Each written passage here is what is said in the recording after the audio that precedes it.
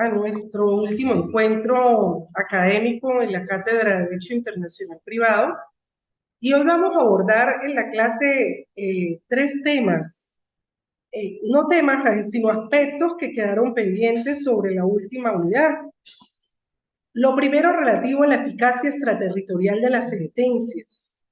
luego la llamada cuestión incidental y por último voy a dar algunos aspectos que me parecen relevantes a tener en consideración con relación al arbitraje comercial, puesto que ya de eso pues lo habíamos tocado en el encuentro asincrónico. Yo envié varios audios y también en el material que tienen dispuesto en el aula virtual tienen suficiente para poderse sustentar en el ensayo que nos queda pendiente y que vamos a fijar como fecha, como ya tenían ustedes una fecha anterior, vamos a dar una prórroga con la clase de hoy que puedan tomar algunos elementos para retroalimentar ese ensayo hasta el miércoles de esta semana, de forma tal que yo pueda entregar las notas también lo más pronto posible, que sería el último ensayo que nos queda pendiente, donde, como yo les dije en esa oportunidad, van a tratar el tema del arbitraje y el tema de la eficacia extraterritorial de las sentencias, es decir, lo reparten entre esas dos temáticas. Y por eso un poquito más extenso, les recuerdo que se ciñan a las normas de presentación que están indicadas en la tarea, pues es un ensayo, no necesitan, como les dije, colocarles portada,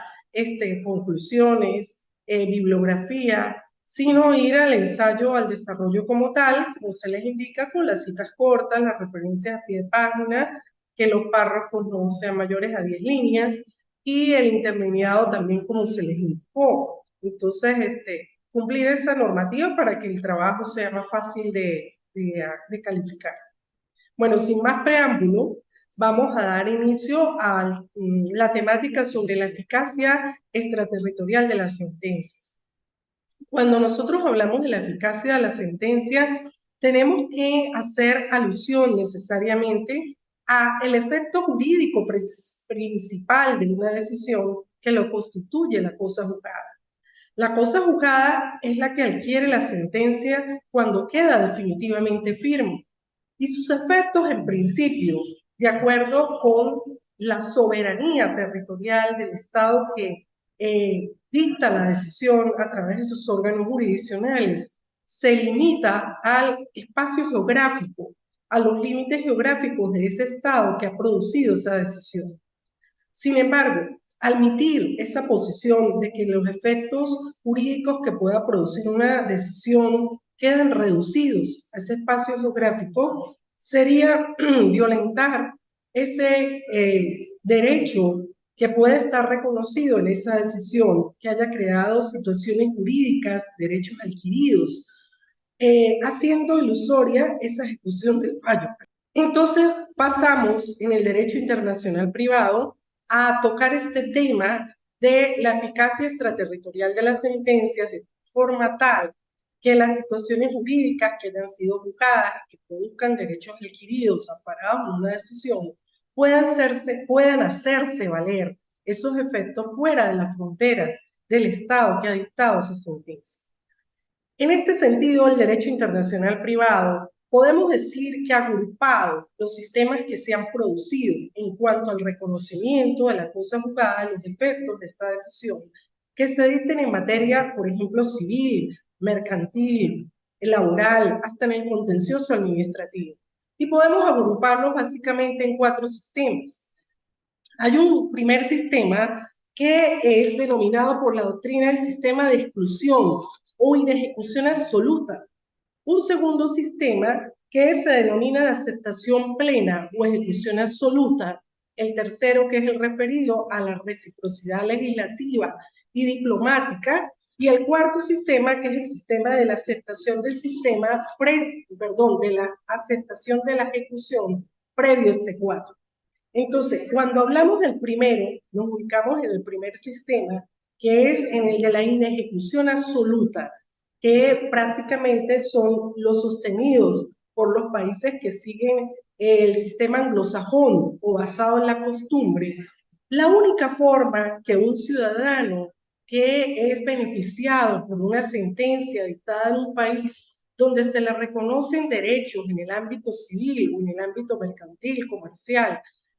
para hacer valer esos efectos en otro estado distinto del que la dictó, es iniciar un juicio nuevo en ese estado donde, de acuerdo al ordenamiento jurídico vigente en ese territorio, en ese estado soberano, va a hacer valer esa pretensión nuevamente, va a tener que transitar por un juicio y el juez del estado no va a estar vinculado en forma alguna a lo que fue resuelto en la sentencia definitivamente firme dictado por otro estado independiente. Es decir, hay un desconocimiento total de los efectos extraterritoriales de la decisión. Ahora, cuando hablamos del segundo sistema, que habla de la aceptación plena o ejecución absoluta, básicamente es el sistema aplicado en los países que conforman la Unión Europea. Allí no es necesario ni siquiera un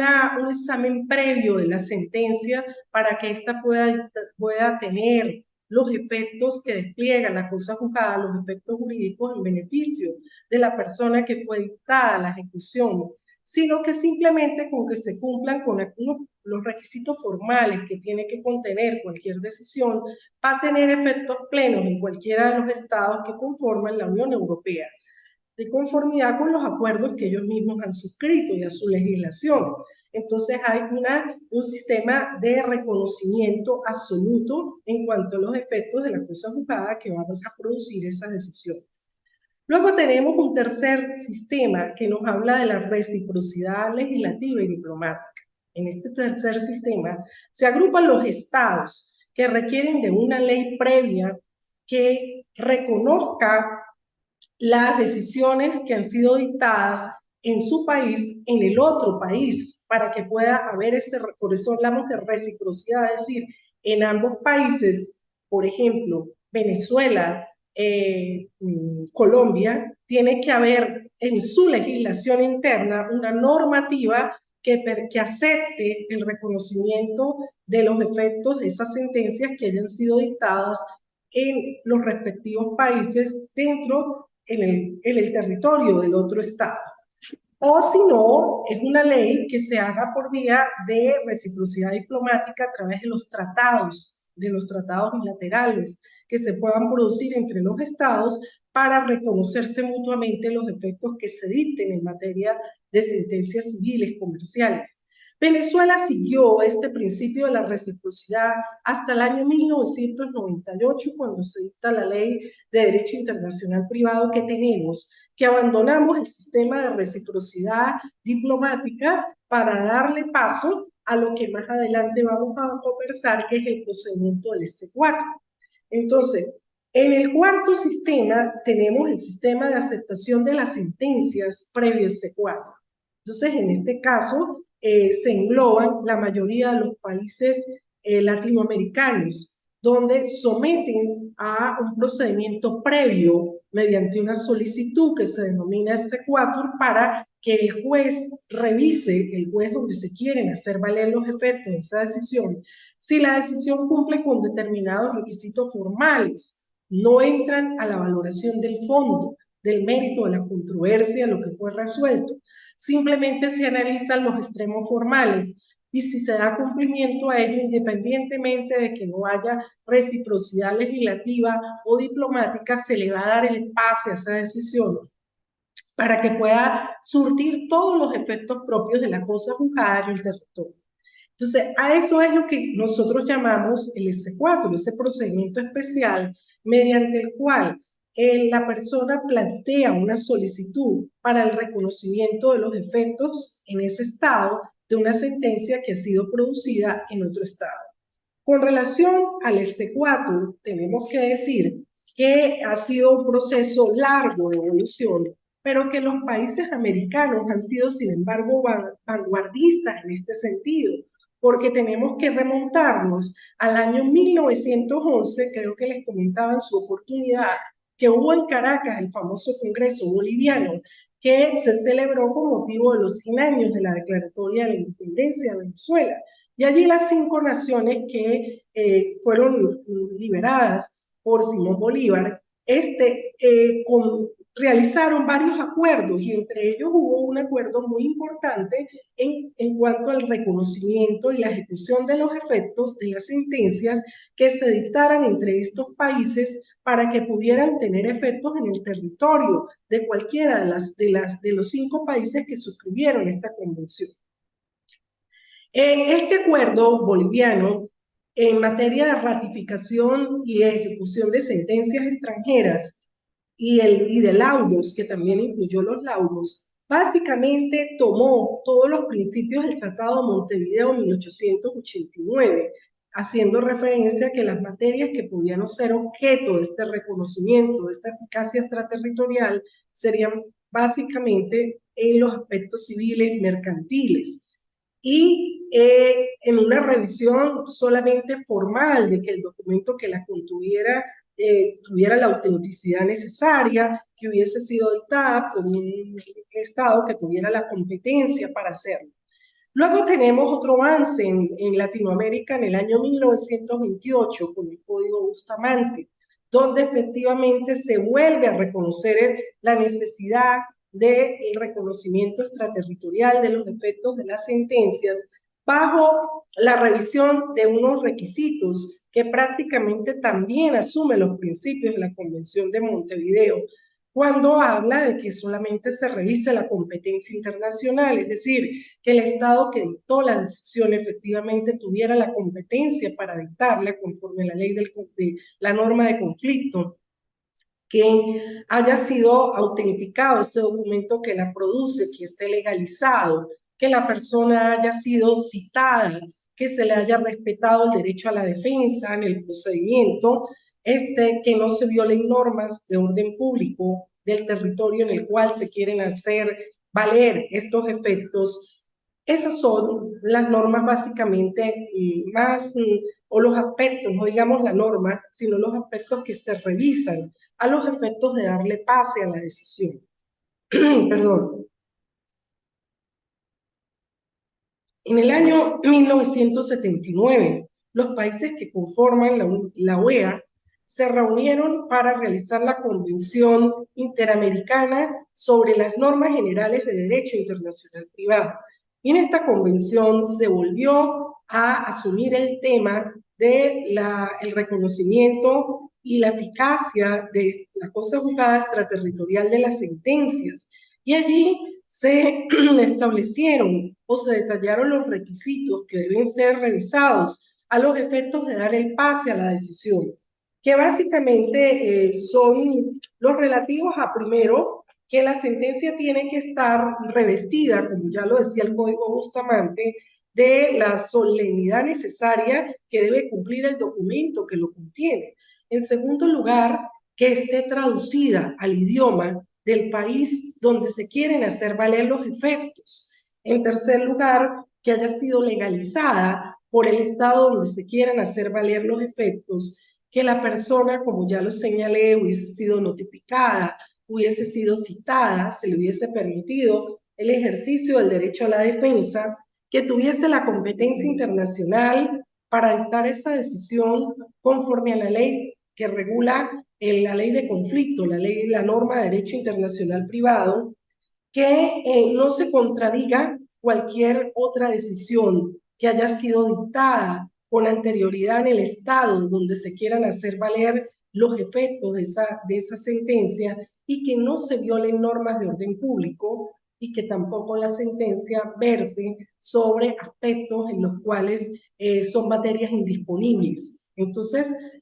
la convención también amplió no solamente a que sean en materia civil, mercantil, también la contencioso administrativo, laboral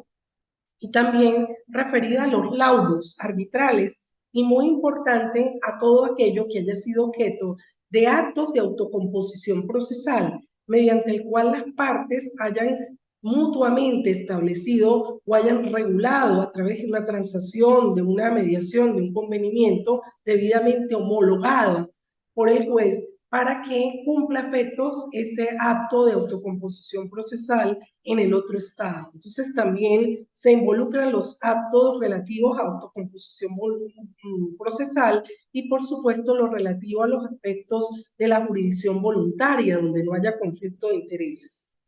Bien, avanzamos y nos encontramos en 1984 con la Convención de la Paz, que también reconoce los efectos extraterritoriales de las sentencias y vuelve y retoma todos estos principios a los que yo he venido haciendo alusión, que han sido contenidos en el Código Bustamante y ampliados en la Convención Interamericana a la que ya acabo de hacer referencia. Lo que hay que señalar también es que a pesar de todos estos esfuerzos que se han producido en América Latina, pareciera que los países que forman parte de estas convenciones han sido reacios a suscribir convenciones o acuerdos con estados europeos y también con mismos Estados Unidos. Entonces, en ese sentido, al no haber tratados internacionales que regulen la eficacia extraterritorial de estas decisiones con Europa, pues limita un poco el avance y la posibilidad de hacer efectivas estas decisiones, puesto que en el caso, por ejemplo, venezolano, cuando nosotros nos encontramos con el procedimiento de C4, que como es sabido, en Venezuela se interpone la solicitud ante un tribunal superior si la materia no ha sido contenciosa, si no ha habido contención, sino si, por ejemplo, fue un divorcio de mutuo acuerdo. Entonces usted solicita el pase de la decisión LC4 ante un tribunal superior del lugar, perdón, donde se vaya a escribir esa decisión para que cumpla sus efectos. En este sentido, si no tenemos la ley de derecho internacional privado, nos remonta a revisar las fuentes. Si no hay tratado, por ejemplo, imaginémonos que sea un país europeo con el que Venezuela no tenga tratado, necesariamente la única manera de darle pase a la sentencia es que se cumplan con todos los requisitos que la ley de derecho internacional privado establece explícitamente en el artículo 57. Perdón, 53 de la ley, corrijo, 53 de la Ley de Derecho Internacional Privado, para que se le pueda dar el pase y el S4 a esta decisión. Me permito dar lectura de esta norma del artículo 53 para que más o menos, fíjense, son más o menos los requisitos a los que yo he hecho alusión que han sido contenidas en las conferencias interamericanas, lo que recogió nuestra ley. El primero, que hayan sido dictadas en materia civil o mercantil o en materia de relaciones jurídicas privadas. Es decir, no podemos caer en el campo de materias dictadas en lo penal. Eso no puede ser objeto de C4. Que tengan fuerza de cosa juzgada de acuerdo con la ley del Estado en el cual han sido pronunciadas. Por supuesto que la sentencia que nos llega tiene que tener la fuerza de que haya sido una sentencia definitivamente firme, contra la cual se hayan agotado todos los recursos para que haya adquirido la fuerza de cosa juzgada. Que no versen sobre derechos reales respecto de bienes inmuebles situados en la República, o que se le haya arrebatado a Venezuela la competencia para dictar la decisión, por ejemplo, en materias que se consideran indisponibles, como la relativa al estado y capacidad de las personas, entre otras. Que los tribunales del Estado sentenciador tengan jurisdicción para conocer de la causa de acuerdo con la norma de conflicto, que se le reconozca la jurisdicción, que el demandado haya sido citado un tiempo suficiente para comparecer y que se le haya otorgado las garantías procesales al derecho a la defensa, a ser oído, a presentar pruebas, a recurrir del fallo, todo lo que compone el debido proceso, que no sean incompatibles con sentencia anterior que tenga carácter de cosa juzgada y que haya sido dictada por un órgano jurisdiccional en Venezuela. Y también establece nuestra ley la imposibilidad de que se le dé el pase cuando haya una cuestión prejudicial, es decir, si se está ya conociendo una causa por un tribunal venezolano que reúna la triple identidad, es decir, los sujetos, el objeto y la causa, para que se trate de la misma relación jurídica que ya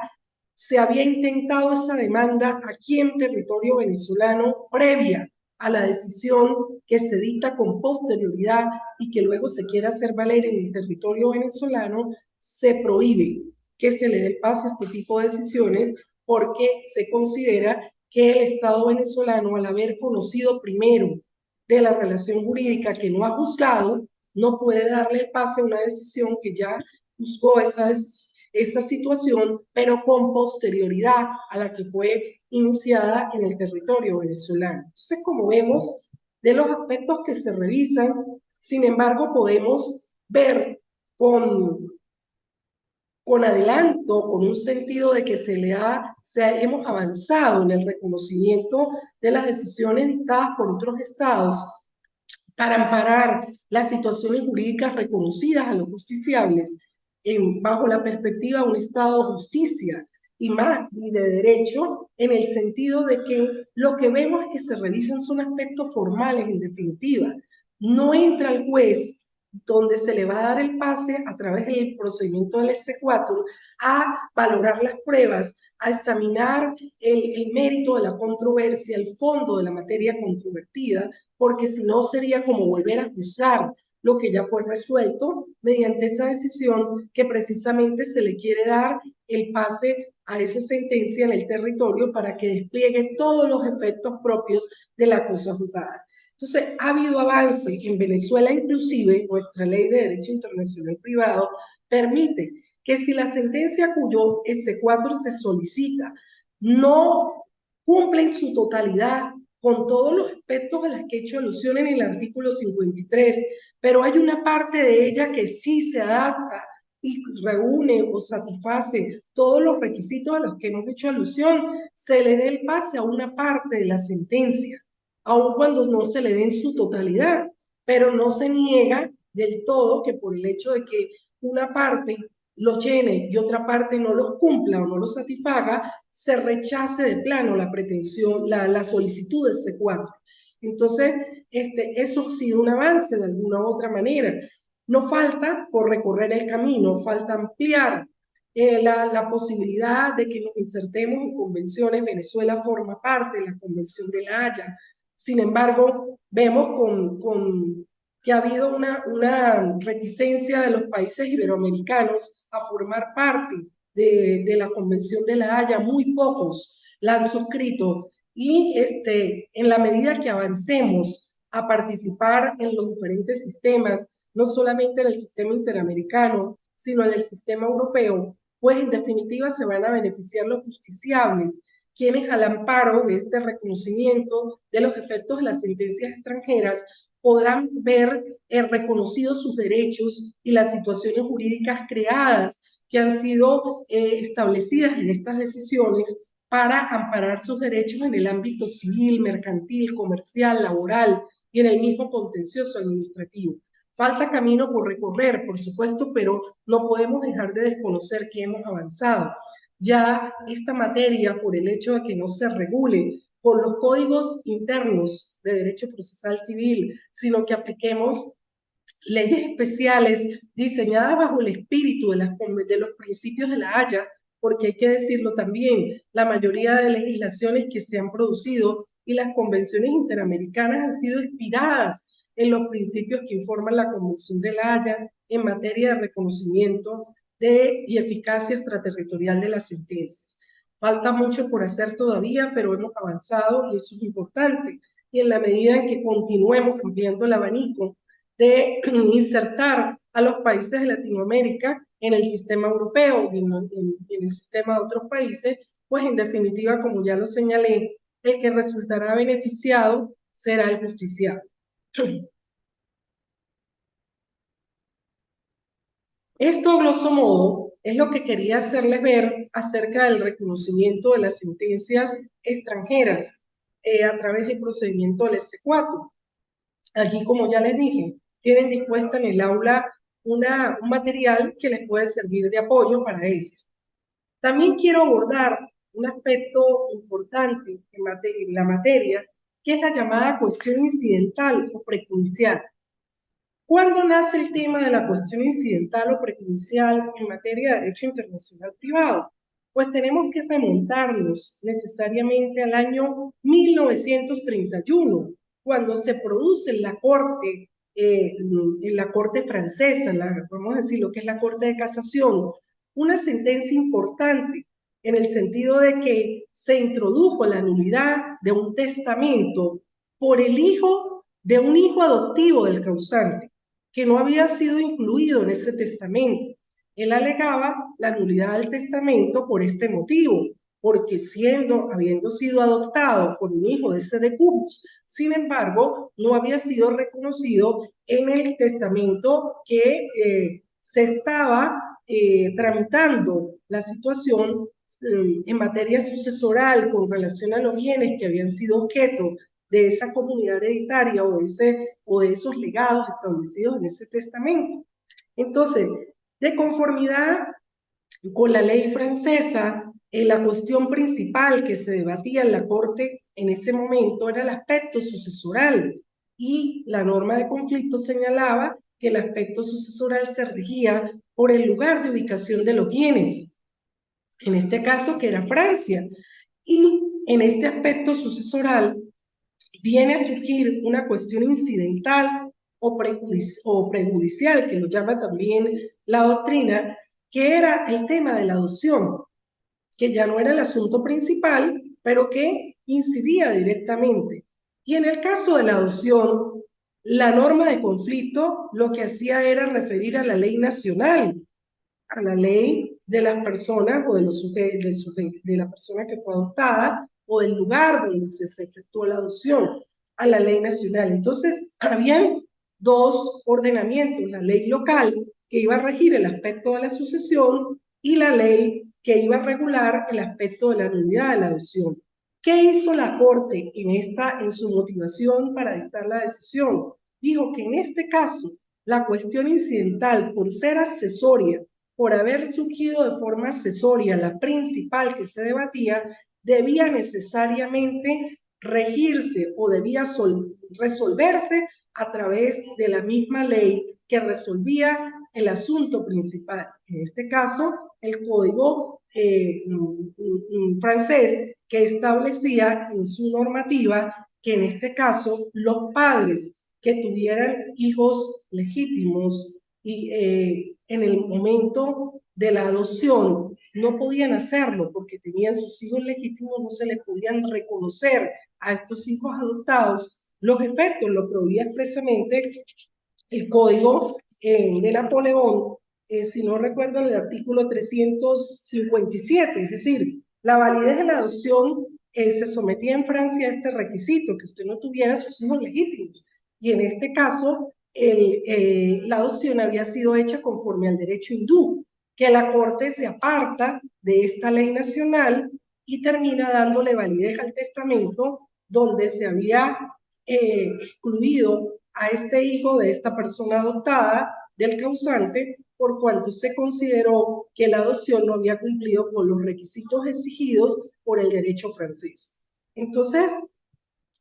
a partir de ese momento, de esta decisión, empezó a surgir la inquietud en el derecho internacional privado a medida de los avances que se han producido, producto del incremento que, como ya lo comentamos en la primera clase, del intercambio que hay cada vez mayor, que ni siquiera amerita que nos traslademos como antes de un territorio a otro, sino que incluso a través de las nuevas tecnologías y de lo que es el comercio electrónico, van surgiendo todo este tipo de situaciones con elementos de extranjería. Entonces, ¿cuándo vamos a estar ante una situación donde se debata una cuestión incidental? El derecho internacional privado. Para nosotros, lo más importante, la Convención Interamericana del año 1979 reguló en Montevideo, en el artículo 8, lo relativo a estas cuestiones incidentales, y dijo: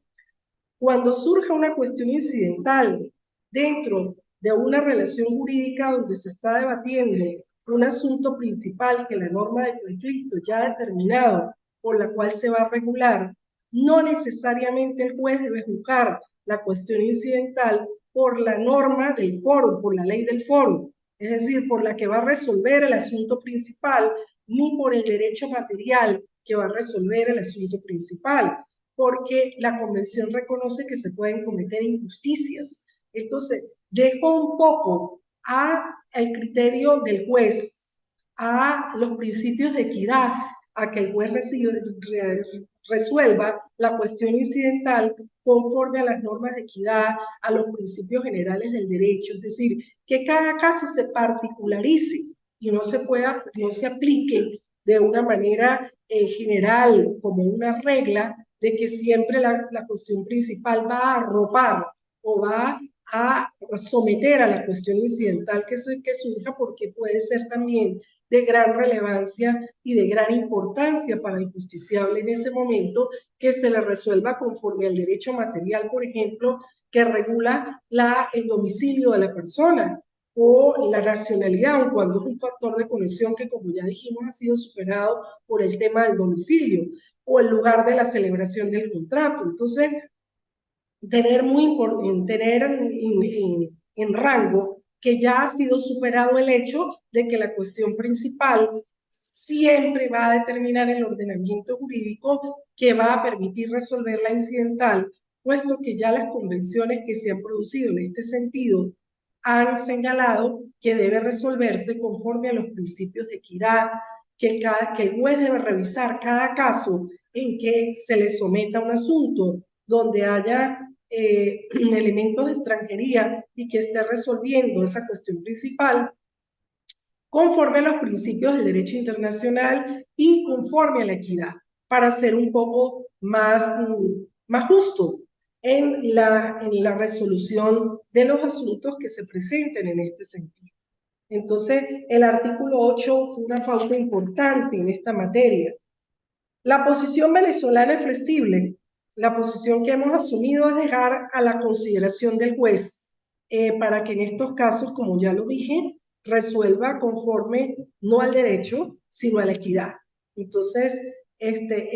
ha mantenido la línea de la Convención Interamericana del 79 en este sentido.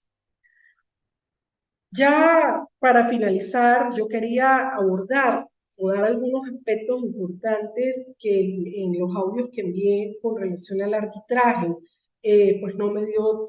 oportunidad de tocar y que son importantes conocer. Fíjense, yo les señalé que ha sido reducida los mecanismos de impugnación en materia de los laudos arbitrales y que básicamente todas las legislaciones han seguido la ley modelo que dictó Naciones Unidas en materia de arbitraje, estableciendo como único mecanismo el recurso de nulidad. Y con un lazo muy corto y unas causales que son taxativas, establecidas en cláusulas cerradas, que no permiten entrar a conocer como motivo de nulidad el fondo o el mérito de lo que decidió el árbitro en ese laudo, sino que más bien lo que revisa es si el procedimiento se cumplió para establecer, por ejemplo, el arbitraje, si la cláusula compromisoria efectivamente existía. Son aspectos más de forma en cuanto a lo que es el compromiso, la cláusula arbitral, ¿verdad? Que lo que se revisa. Esos aspectos, fíjense, si nosotros revisamos las causales que permiten en la ley nuestra el recurso de nulidad, son todas atinentes a la forma. Dice, cuando la parte contra la que se invoque demuestre que una de las partes estaba afectada por incapacidad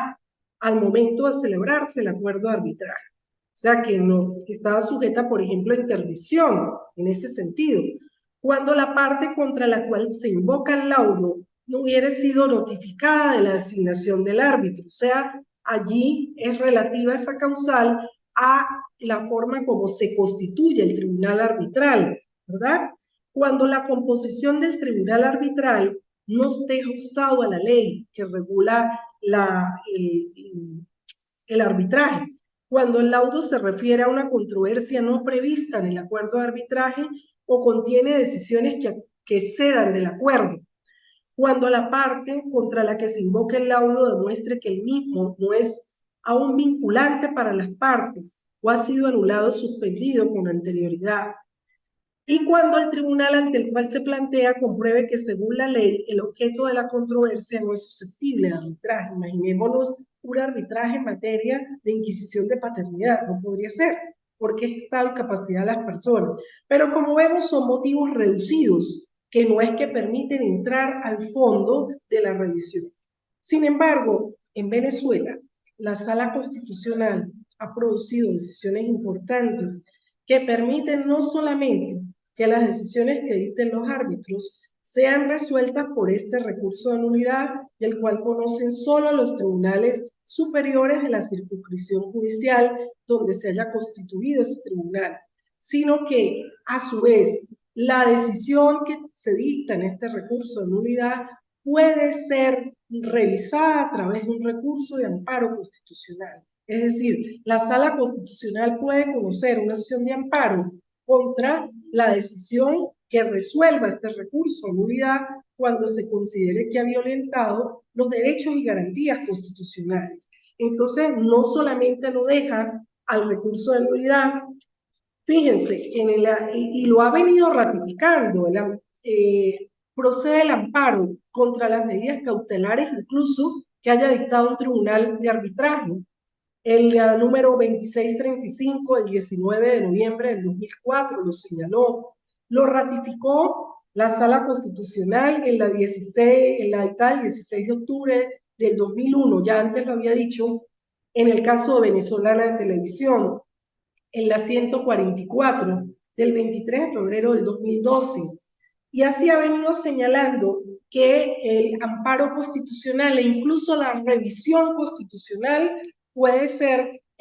mecanismos para ir contra el laudo arbitral. Revisión constitucional contra la sentencia fue una decisión del 2004, la 2635 del 19 de noviembre de 2004. Sin embargo, ha sido enfática en que no procede el recurso de casación contra la sentencia que resuelve la nulidad, solamente el amparo y la revisión constitucional. Hay una sentencia importante que sí nos ha dado un avance en materia de arbitraje en Venezuela, que es la de la Sala Constitucional, la 702 del 18 de octubre del 2018. Esa sentencia, ¿qué fue lo que hizo? Amplió la arbitrabilidad objetiva. Había materias que se consideraban antes de esa decisión que no podían ser objeto de arbitraje. En este caso, lo que fue sometido a la sala en esta decisión fue la desaplicación por vía de control difuso del artículo 41 literal G de la Ley de Arrendamientos Inmobiliarios para el uso comercial. Esta decisión marcó un aspecto muy importante de avance en materia de arbitraje, la que les hacía mención, la 702 del 18 de octubre del 2018, porque fue sometida la revisión del control difuso que había aplicado la Cámara el Centro de Arbitraje de la Cámara de Comercio de Caracas. Había desaplicado para poder juzgar una relación en materia de arrendamiento donde las partes en el contrato expresamente habían decidido someterse a través de una cláusula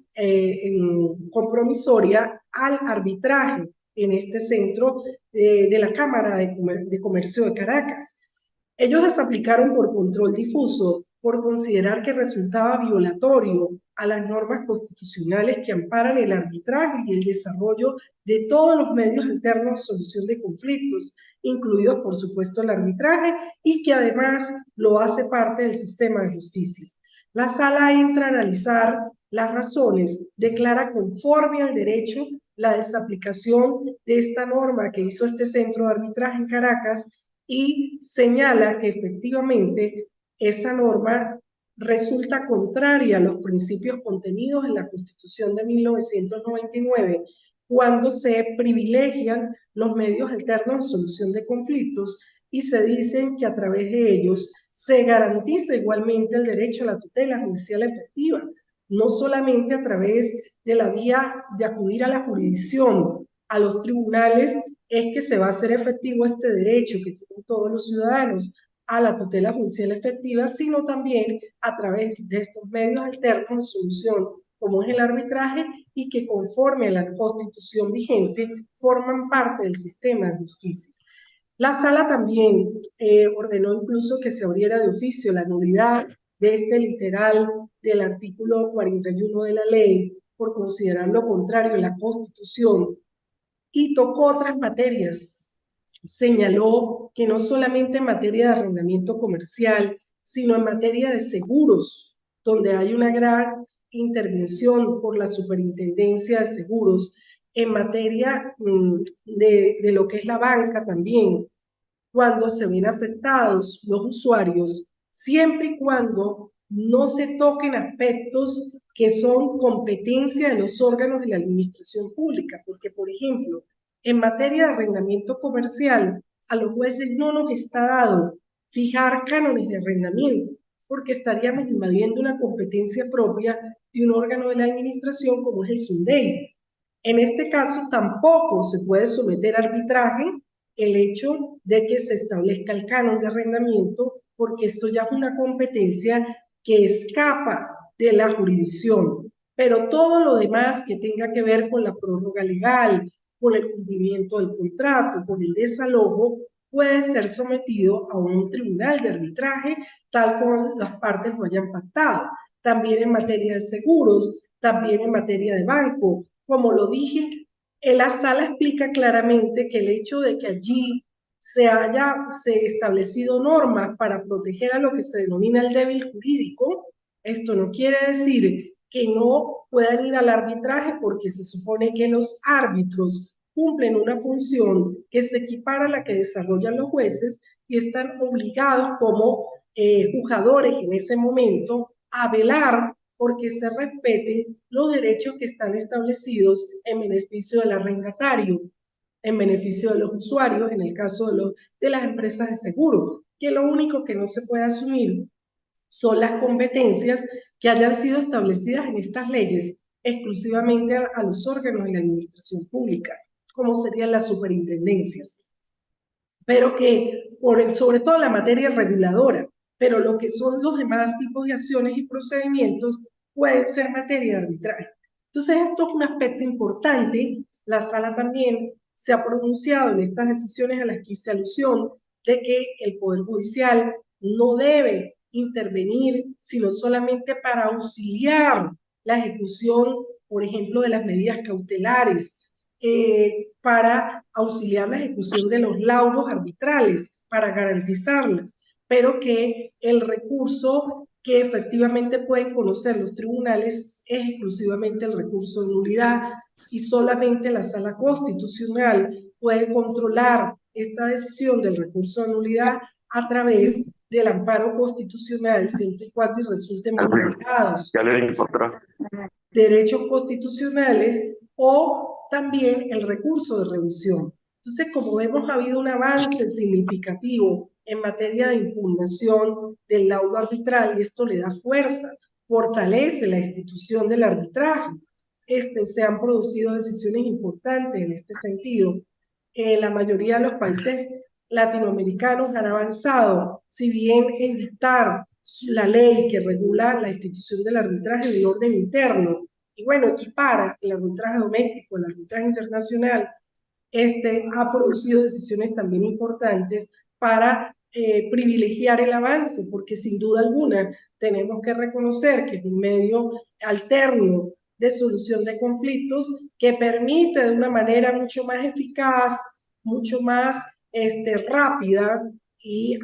que el justiciable obtenga la satisfacción de sus pretensiones, de sus derechos, que ir a la jurisdicción ordinaria, donde para nadie es un secreto el colapso que tienen los tribunales, y que muchas veces retarda que la sentencia se pueda dictar dentro de los plazos establecidos en la ley. Entonces, todas estas consideraciones las toma en cuenta la sala en la motiva de cada una de estas decisiones que se han producido en torno a lo que es el arbitraje comercial. Entonces, hay otra parte importante que hemos avanzado con motivo de la pandemia, que impidió pues que se dieran los actos de manera presencial. Hay un reglamento para el manejo de procedimientos a través de medios electrónicos que dictó el Centro de Arbitraje de la Cámara de Comercio de Caracas, y que permite que el arbitraje se lleve a cabo cumpliendo con todas las pautas que están allí establecidas, a través de los medios electrónicos sin que sea necesaria la presencia de las partes. Y esto, por supuesto, en fin, es decir, sin que las partes tengan que trasladarse a Caracas, a la sede del centro arbitral, para llevar a cabo el desarrollo de lo que sería el procedimiento de arbitraje para obtener en definitiva el laudo. Entonces permite inclusive, bajo todo un parámetro riguroso, la evacuación de los testigos, los alegatos que pueden ser expuestos por las partes vía virtual. Esto sin duda ha permitido un avance, ¿verdad?, en materia de arbitraje. ¿Cómo lo hacemos valer? En el caso venezolano, la cláusula compromisoria de arbitraje, necesariamente cuando una persona o una natural o jurídica es demandada en la jurisdicción civil por el cumplimiento de un contrato donde ambas partes establecieron de mutuo acuerdo el someterse a un tribunal de arbitraje para la solución de esa controversia a través de una cláusula arbitral, una cláusula compromisoria, para decirlo con la terminología. Si la parte demandada da contestación y no alega la cuestión previa relativa a la falta de jurisdicción, ese es el único momento que tiene para hacerlo, en la oportunidad de dar contestación a la demanda. Y tendría que alegar la falta de jurisdicción frente a, por existir una cláusula compromisoria, por tener la jurisdicción del tribunal de arbitraje que han escogido las partes. Si no lo hace en ese momento, se considera que se produce una renuncia tácita y nosotros de oficio no podemos declarar la falta de jurisdicción porque se entiende como una denegatoria al derecho a la tutela judicial efectiva, porque si son las mismas partes las que aun cuando han suscrito esta cláusula compromisoria acuden a los órganos de la jurisdicción a pedir que se tutele sus pretensiones y en la parte demandada se somete, no alega en la primera oportunidad la existencia de esta cláusula, pues no podemos nosotros alegar falta de jurisdicción de oficio como lo hacemos frente a la administración pública y desechar la pretensión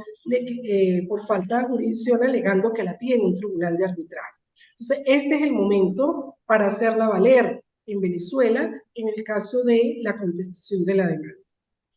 Estos eran los aspectos a los que yo quería hacer básicamente énfasis en cuanto al arbitraje, que es muy importante cuando ustedes toquen en su análisis del trabajo las materias más